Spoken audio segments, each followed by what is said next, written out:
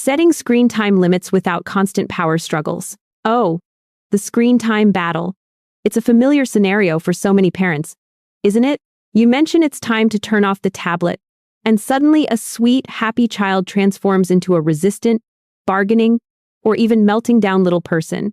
You try to set a rule, and it feels like you're instantly in a power struggle. A tug of war that leaves everyone frustrated, exhausted, and often riddled with guilt. You might even wonder if you're doing something wrong, or if your child is uniquely addicted.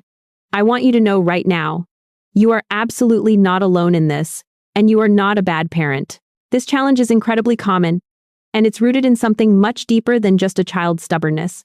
Today, we're going to dive into why screens are so incredibly sticky for kids, and more importantly, how you can create a clear, realistic screen habit plan that you can actually stick to, dramatically reducing those stressful arguments and power struggles. We're going to talk about understanding your child's developing brain, setting consistent limits with kindness, using tools like timers, and creating predictable screen windows so that those daily battles slowly but surely start to fade away.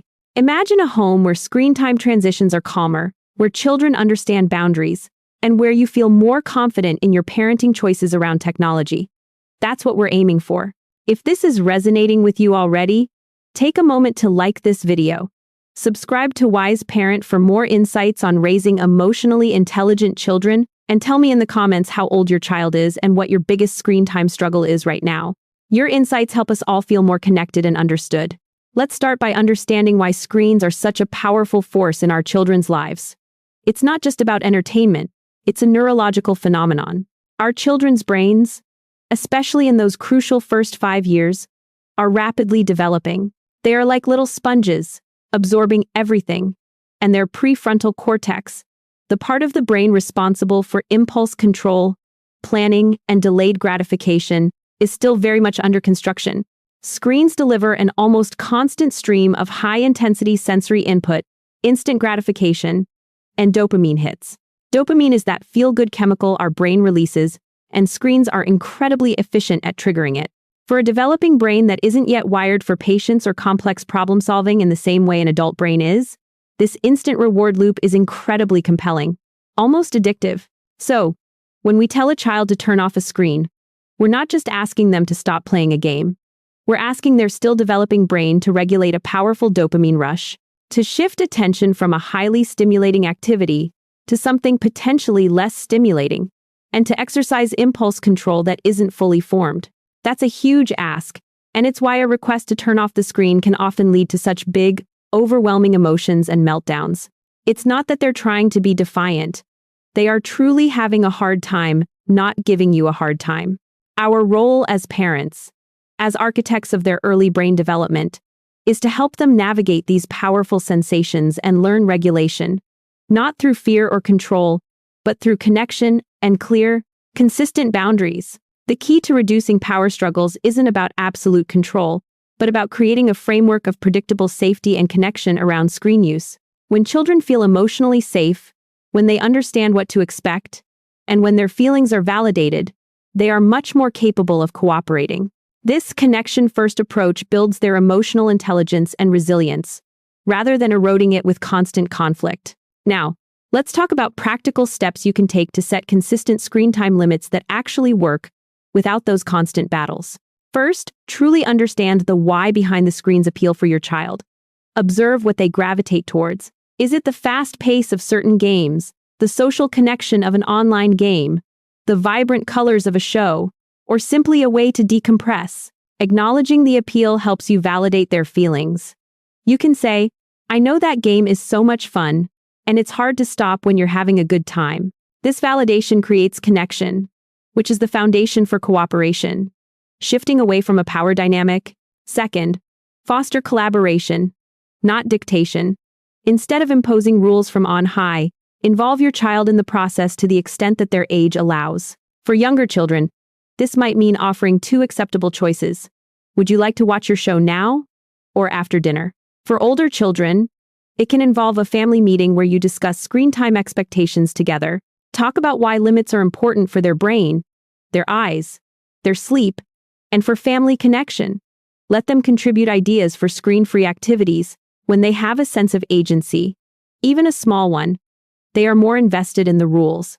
This models self-worth and empowers them, rather than making them feel controlled. Third, set clear, consistent, and predictable limits. Ambiguity is the enemy of cooperation. Decide as a family or as parents what the rules will be, and then stick to them. This means thinking about the when, how much, and what kind of screen time. For example, we watch one show in the morning after breakfast, or you get 30 minutes of tablet time after your chores are done. Consistency is vital here. If limits are sometimes 20 minutes, sometimes an hour, and sometimes no time at all, children learn to push boundaries and bargain because they don't know what to expect. Predictability builds safety and trust in the system, and in you as a parent. Fourth, utilize visual aids and timers. These tools are incredibly powerful for kids because they externalize the limit, making it less about mommy said no and more about the timer says time is up. An egg timer, a sand timer, or a visual timer app that shows time disappearing can be incredibly effective. Before screen time begins, clearly state the duration and show the timer. You have 20 minutes to play your game. When the timer rings, it's time to put the tablet away. For younger children, give a 5-minute warning. The timer will ring soon, 5 more minutes. This helps their developing brains prepare for the transition and practice that crucial impulse control. It's a wonderful way to teach self-regulation without direct parental intervention every single time. Fifth, create predictable screen windows and screen-free zones and times. This means designating specific times for screens, rather than having them available constantly. Perhaps it's an hour after school, or 30 minutes before dinner. Likewise, establish screen-free zones like the dinner table, bedrooms, especially at night, and during family activities. These boundaries protect precious family connection time and ensure that real-world interactions, play, and sleep are prioritized. Remember, those early years are for building foundational brain architecture through rich, real-world experiences and secure attachment. If you're finding this guidance helpful, and if you've had a moment of aha about why screen time is such a struggle, please share this video with another parent who might be in the thick of it. And if you haven't yet, subscribe to Wise Parent so you don't miss out on more practical, emotionally intelligent parenting strategies. Your support helps us reach more families who need these tools. Sixth, plan engaging alternatives. When children come off screens, they often don't immediately know what to do with themselves, leading to boredom and a desire for more screen time. Help them bridge this gap by having readily available, inviting alternatives. This doesn't mean you have to entertain them constantly, but having a designated screen-free activity bin with art supplies, building blocks, puzzles, or outdoor play ideas can be a lifesaver. Encourage independent play and exploration, which are crucial for creativity and problem-solving skills. Remember, connection and play are the true building blocks of their brain and their emotional world. Seventh, prioritize connection and co-regulation during transitions. This is often where the biggest battles erupt. When the screen time is over, don't just demand compliance. Approach your child with empathy and connection. I know it's hard to stop. You were having so much fun with your game. Acknowledge their feelings, even if you don't agree with their behavior. You might offer a choice for the transition. Would you like a hug before you turn it off? Or should we go look out the window together? Sometimes a simple redirect or a moment of physical connection can make all the difference. Their developing nervous system needs your calm presence to co-regulate. Stay calm yourself, offer comfort, and then gently guide them to the next activity. This teaches them that their emotions are valid and that they can move through big feelings. Finally, be patient and consistent.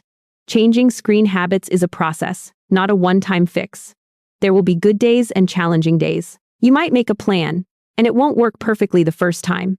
That's okay. Reassess, adjust, and keep communicating with your child. Every time you hold a boundary consistently and with kindness, you are building their internal sense of security and their ability to regulate. You're teaching them valuable life skills around delayed gratification, self-control, and managing big emotions. This isn't just about screens. It's about nurturing an emotionally intelligent and confident human being. You are building their brain architecture for resilience, connection, and well-being. Remember, your goal isn't to eliminate screens entirely, but to create a healthy, balanced relationship with technology that supports your child's overall development and your family's well-being. You are moving from a place of constant power struggles to one of clear expectations, shared understanding, and stronger connection. So, take one step today. Choose one of these strategies, whether it's using a timer, having a family meeting, or simply validating your child's feelings during a transition. Try it, observe the shift, and celebrate your progress. If this video gave you a new perspective or a tool to try, please like it, subscribe to Wise Parent, and tell us in the comments which strategy you're going to implement first. We are all on this journey together, raising the next generation of emotionally strong, secure, and confident children. You've got this, and we're here to support you every step of the way.